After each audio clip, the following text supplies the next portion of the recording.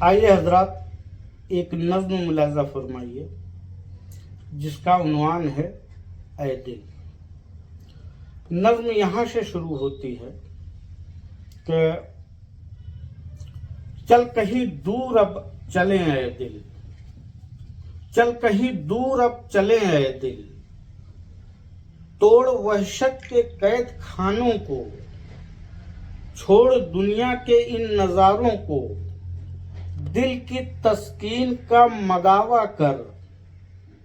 ان نظاروں نے زخم تجھ کو دیا، ان بہاروں نے چین لوٹا ہے، اب تو بیزار ہو گیا ہوں میں،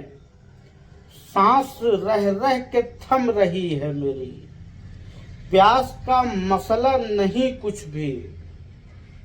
پیاسا رہنا میری تو عادت ہے،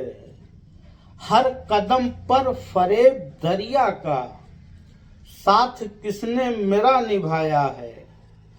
جو ملا اپنا کہہ دیا اس کو، پر تجھے اپنا کون سمجھا ہے، بات اب مان تو میرے اے دل، دل لگی چل کے کر لیں صحرا سے،